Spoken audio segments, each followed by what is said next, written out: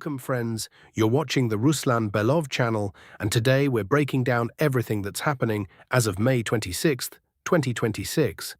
It's been an extremely eventful day, so let's get straight to it. Russia's foreign ministry, foreign nationals ordered to leave Kyiv. We'll start with what happened yesterday evening, May 25th, 2026. Russia's Ministry of Foreign Affairs issued a statement demanding that all foreign nationals immediately leave the Ukrainian capital. The reason given, massive strikes involving large numbers of missiles and drones are expected to hit Kyiv in the very near future. Calling this an ultimatum to Ukraine wouldn't be entirely accurate. In substance, the statement is directed primarily at Kyiv's Western allies, NATO member states, and the European Union. They, not the Ukrainian side, are the real intended audience of this warning. Shortly after the statement was published, it emerged that Russian Foreign Minister Sergei Lavrov had spoken by phone with US Secretary of State Marco Rubio. During the call, Lavrov personally conveyed Russia's position to his American counterpart. Foreign nationals must be evacuated from Kyiv without delay. The signal was thus delivered at the highest possible diplomatic level, directly to Washington. The European response came quickly.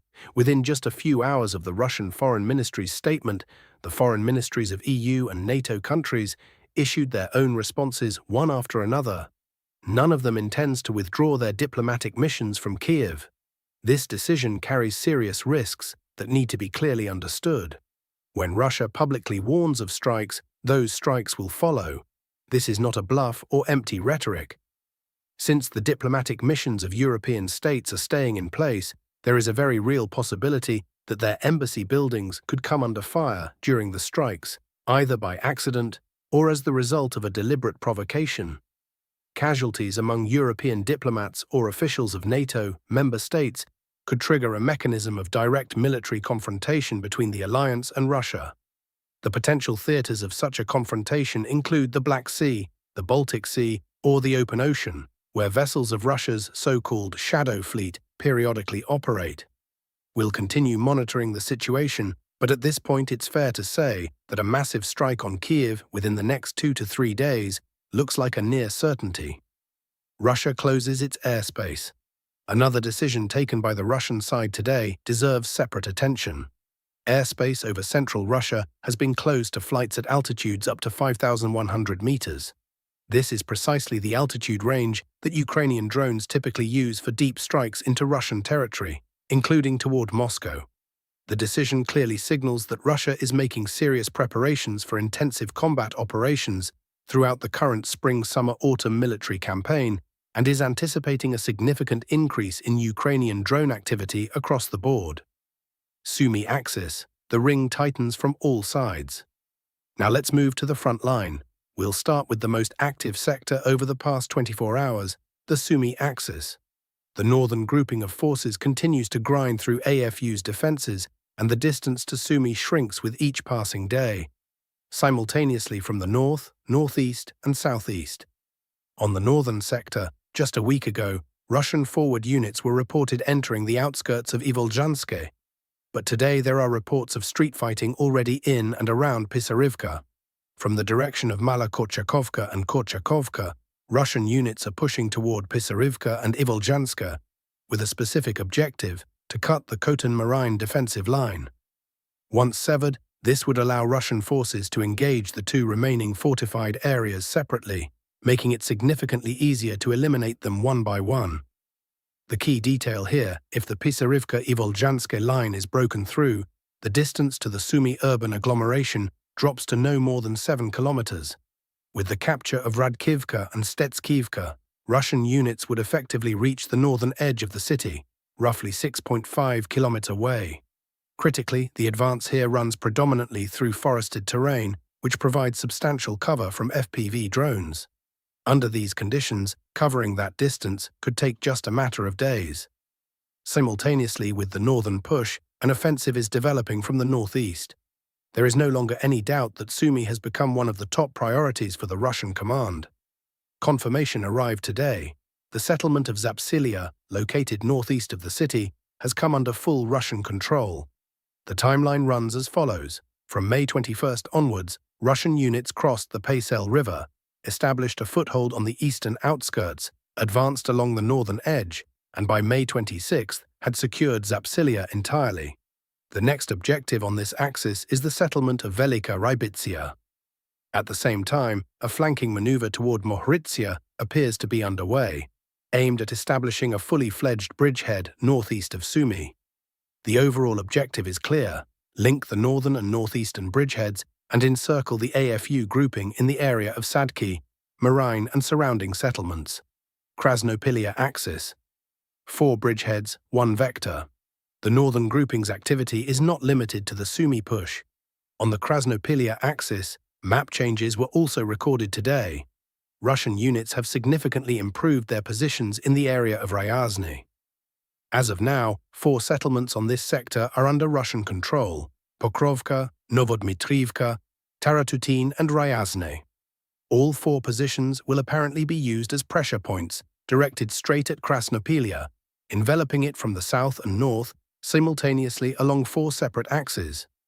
Capturing Krasnopilia would open a corridor for further movement towards Sumy from the southeast. In other words, the ring around Sumy continues to take shape, and the tempo on this axis remains consistently high. Why is the Sumy axis a higher priority than Zaporizhzhia? This is worth pausing on because it's a question that's long needed a clear answer.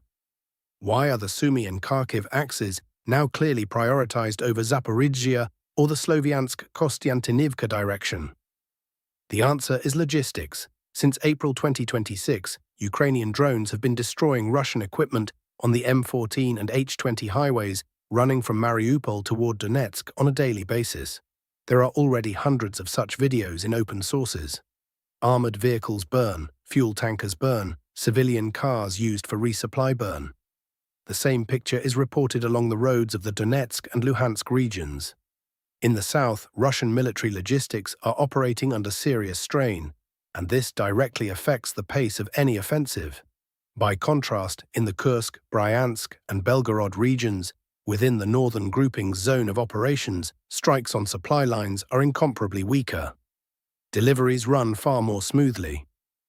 When supply chains function without critical disruptions, units advance faster and suffer fewer equipment losses. This is why the principal offensive weight is gradually shifting toward the northern flank. The conditions there are objectively more favorable for sustained advances. Other front sectors. On the Zaporizhzhia sector, no significant changes today. The eastern grouping continues its push toward Huliaipol, while fighting for Voskresenka continues. On the northern Zaporizhzhia axis, the first footage of strikes against the Chaplinka district has begun to appear, the same district that was declared at full evacuation readiness just a few days ago. Reserve forces appear to be accumulating here ahead of a possible breakthrough in the Pokrovska, Oleksandrivka, and Havrilivka area.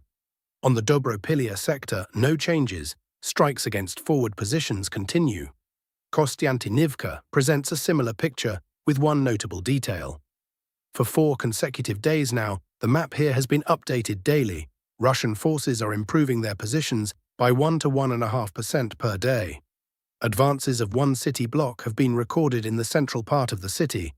Both settlements have been bypassed, Malinivka from the south, Tikhonivka from the north, placed in a partial encirclement, with their logistics under moderate physical control. It can reasonably be expected that both will come under full Russian control within the coming days, which would create a direct threat to Kramatorsk itself.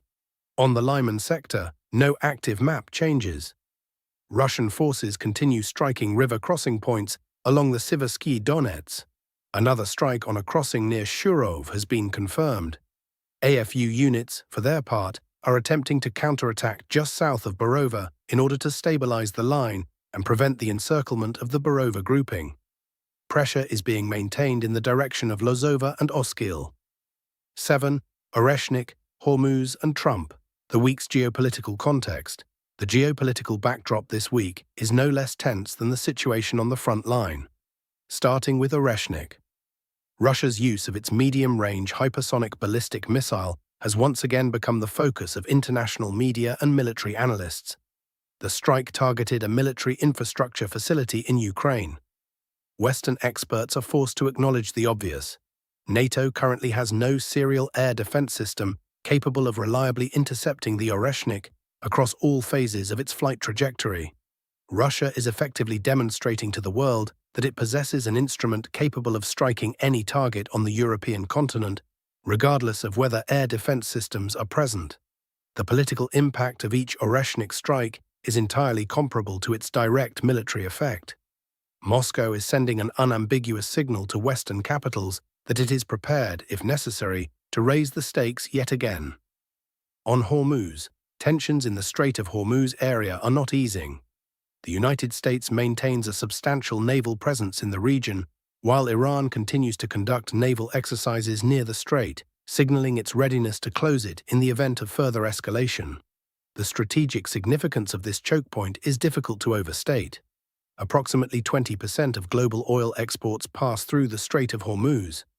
Even a temporary closure would immediately trigger a global energy crisis, surging oil prices, supply disruptions, and a serious blow to the world economy.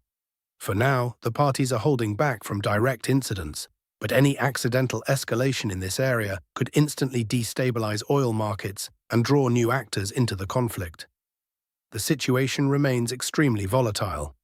And finally, Donald Trump. The US president once again made a series of high-profile statements on the Ukraine conflict this week.